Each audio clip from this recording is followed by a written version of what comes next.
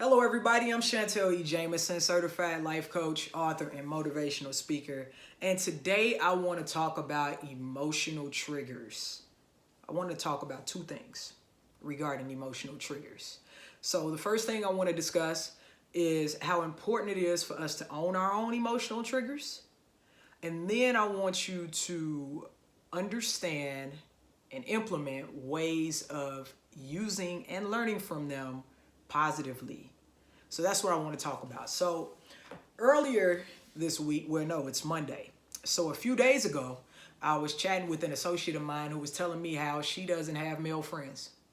She doesn't have many male friends, any male friends. And the reason why she does not is because her current mate had a bad experience where he was cheated on. And his girl cheated on him with a guy who she said was just his homeboy.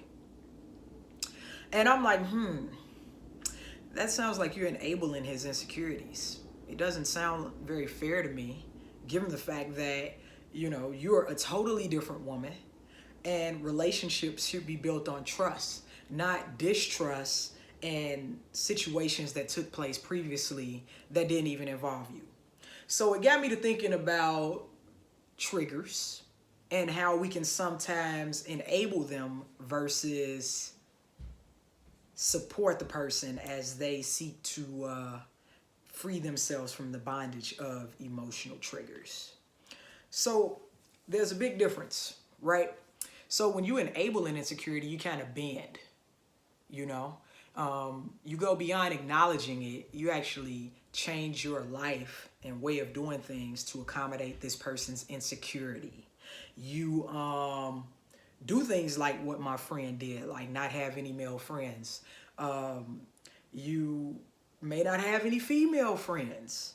You give each other your passwords to your phones for whatever reasons. You put tracking devices on people's phones and cars so you can keep up with them. All kinds of crazy stuff because this person has a certain level of insecurities and experiences that were less than favorable. But it isn't fostering trust. It's actually just enabling and empowering a person to become more insecure versus challenging them to get past their trigger and their insecurity. Big difference. Big difference. So,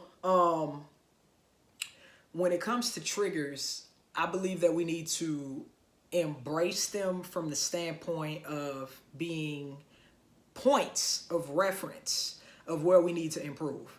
Anytime I get a trigger, right, I feel like, okay, this is something that I need to work on. Because it's a pain. It's a bruise. It's a wound. I haven't healed yet. I'm going to get personal. I'm going to share an insecurity or a trigger that I have, right? So in the past, people who I thought that I was really close friends with had betrayed me a number of times regarding significant others who I dated. I would introduce them to the crew, and next thing you know, they're not talking to me no more. They're involved with one of my friends, and I don't really know. Well, I guess I can think of a couple of other situations that are just as painful. But I was friends with this particular person for a number of years, and she did it on a number of occasions. I guess maybe 3 actually. I learned my lesson. She's out of my life. We're not friends anymore. But that's still a trigger for me. Just anytime I bring my significant other around certain friends or even associates, it's like, ooh. I don't really want them talking or whatever or anything. But, I have to realize that it's different situations. And I also have to understand and remind myself that I'm very intuitive. So I can note the difference between a trigger and my intuition. So one of the ways that you can manage your triggers, because you have to own your triggers, is to think before you react. So where's the trigger coming from? Can you pinpoint an instance or a situation that took place? What does the situation remind you of from your past? Why does it remind you of that? Who was involved?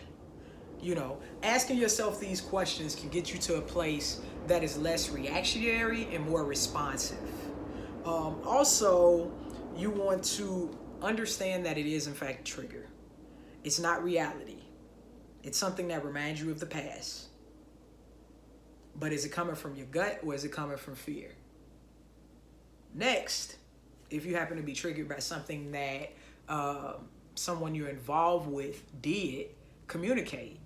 By now, we should all be in a space where we are seeking out healthy, communicative relationships. Everybody thinks that they're a better communicator than what they really are. But at the very least, you should be trying to communicate. You should be trying to understand your mate. They should be trying to understand you. You should be with a partner who you feel like you can trust and be transparent with. So communicate. And do not expect them to enable your insecurities by altering their life to accommodate you. No, you have to rise to the occasion of breaking free from whatever it is that's holding you hostage. So I want you to look at triggers as healthy points of reference. Don't run from them. You don't stay in a situation where you're uncomfortable, but you go to a space where you can calmly and authentically evaluate what it is that has you feeling how you're feeling.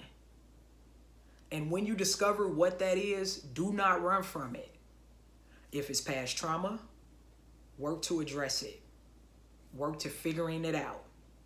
If it actually is a person and it's your discernment telling you that they're not trustworthy, make the right decision to leave them alone or to have a conversation. Whatever it is that you need to do, do it. Because it weakens the trigger. Every time you confront the trigger, every time you embrace what comes with it in order to conquer it, you get closer and closer to becoming free from it. So I hope you guys enjoyed this video.